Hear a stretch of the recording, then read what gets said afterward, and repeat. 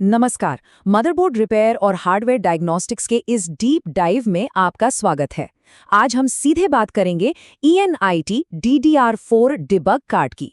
हम इसकी जटिल स्कीमेटिक मैपिंग को डिकोड करके एक ऐसी प्रैक्टिकल गाइड में बदलेंगे जिससे मेमोरी से जुड़ी किसी भी खराबी को आसानी से पकड़ा जा सके। तो बिना टाइम वेस्ट किए चलिए शुरू करते हैं।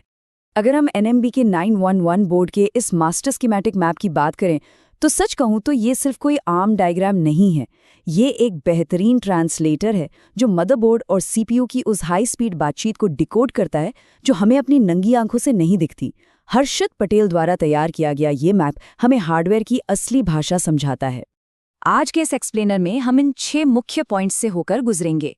DDR4 ब्रिज के कॉन्सेप्ट से लेकर power breakdown, clock signals, data flow को ट्रेस करना और आखिर में कार्ड की LEDs की मदद से असल फॉल्ट्स को कैसे पहचानें, इन सब पर बात करेंगे।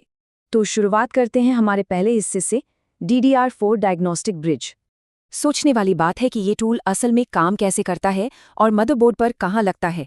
ये NIT कार्ड सीधे आपके मदरबोर्ड के DDR4 SODIMM रैम स्लॉट में फिट हो जाता है, चाहे वो चैनल A हो या चैनल B। इसका सीधा सा मतलब ये है कि ये कार्ड प्रोसेसर के एकदम करीब बैठकर वहां से आने वाले सभी हाई फ्रीक्वेंसी सिग्नल्स की रियल टाइम जासूसी कर रहा है। आगे बढ़ते हैं हमारे दूसरे और शायद सबसे अहम हिस्से की तरफ, पावर और वोल्टेज ब्रेकडाउन। बिना सही पावर के कोई भी डीबग कार्ड कुछ नहीं कर सकता। किसी भी डायग्नोस्टिक का पहला उसूल क्या है? पावर।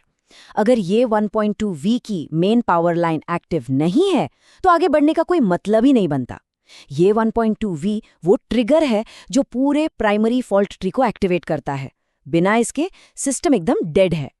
अगर हम कार्ड की LEDs को स्कीमेटिक सिग्नल्स के साथ जोड़कर देखें तो कहानी एकदम साफ हो जाती है। 1.2V हमारी DDR4 की मेन पावर है। फिर आती है 3.3V जो स्लॉट की लॉजिक पावर को संभालती है। इसके अलावा VREF रेफरेंस वोल्टेज के लिए, VTT टर्मिनेशन के लिए और VPP प्रोग्राम वोल्टेज के लिए है। ये सारे वोल्टेजेस सही होने चाहिए, तभी जाकर मेमोरी चिप्स सही तरीके से काम करना शुरू करती हैं।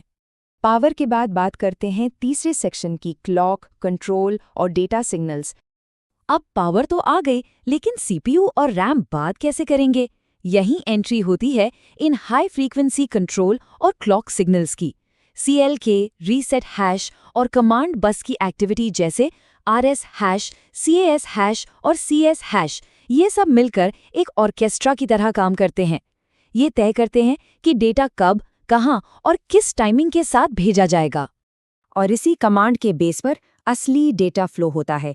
हम बात कर रहे हैं 64 अलग अलग डेटा लाइंस की, यानी DQ0 से लेकर 63 तक, और साथ में 4 डेटा स्ट्रोब्स की। सोचिए ये कितना बड़ा और कितना तेज डेटा ट्रैफिक है जिसकी ये कार्ड लगातार निगरानी कर रहा है। अब आते हैं चौथे पड़ाव पर, इस पूरे सिग्नल फ्लो को ट्रेस करना। किसी भी फॉल्ट को पकड़ने के लिए ये समझना जरूरी है कि करंट असल में आ कहाँ से रहा है। कहानी शुरू होती है वॉल अडॉप्टर से, फिर 3VLW और 5VLW की पावर EC चिप तक जाती है। वहां से ये CPU के अंदर मौजूद DDR कंट्रोलर तक पहुंचती है और फिर फाइनली हमारे कनेक्टेड डीबग कार्ड तक। अगर बीच में कहीं भी लिंक टूटा तो आपको तुरंत पता चल जाएगा कि गड़बड़ किस लेवल पर है। और अब पांचवां और सबसे इंटरेस्टिंग हिस्सा, इन LEDs को देखकर असली खराबी का पता लगाना।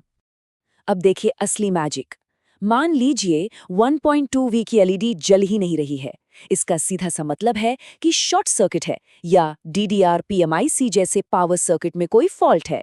लेकिन अगर 1.2V मौजूद है पर CLK यानी क्लॉक की LED बंद है तो कहानी पलट जाती है। इसका मतलब है पावर तो है पर CPU स्टार्ट ही नहीं हो रहा है। तब हमें VCC_core या VCCS सिग्नल्स को चेक करना पड़ता है। इसी तरह अगर रीसेट हैश सिग्नल लो पे फंसा हुआ है तो समझ जाइए कि सिस्टम हार्डवेयर लेवल पर कहीं अटका है, शायद EC या PCH की दिक्कत हो। लेकिन अगर रीसेट हाई है और CMD यानी कमांड्स में कोई हलचल नहीं है तो फॉल्ट CPU के मेमोरी इनिशियलाइजेशन में है, मतलब CPU रैम को जगाने में फेल हो रहा है। एक और मज़ेदार सिचुएशन देखते हैं। कमांड्स जा रही हैं लेकिन DQ यानी डेटा लाइन से कोई जवाब नहीं आ रहा। ये क्लासिक मेमोरी ट्रेनिंग फेलियर का केस है। और हाँ, अगर कार्ड पर सब कुछ एकदम परफेक्ट दिखा रहा है, सारी लेड्स सही हैं, फिर भी नो डिस्प्ले है, तो आपकी DDR4 एकदम ठीक है। प्रॉब्लम पक्का बायस, EDP या किसी और सेक्शन में छुपी है। फाइनली आते हैं हमारे आखिरी सेक्शन पर, कुछ बेहद ज़रूरी डायग्नोस्टिक टेकअवेज। यहाँ एक बात बिल्कुल साफ होनी चाहिए, ये जो डीबग कार्ड है ये सिर्फ ये बताता है कि सिग्नल्स आ रहे हैं या नहीं, ये उनकी वेवफॉर्म या क्वालिटी को चेक नहीं कर सकता। इसीलिए पक्की कंफर्मेशन के लिए हमेशा मल्टीमीटर या ऑसिलोस्कोप का ही इस्तेमाल करना चाहिए। इसके अलावा काम करते वक्त स्कीमेटिक के मेन पेजेस जैसे पावर और EDP ब्लॉक डायग्राम्स को हमेशा हैंडी रखना चाहिए।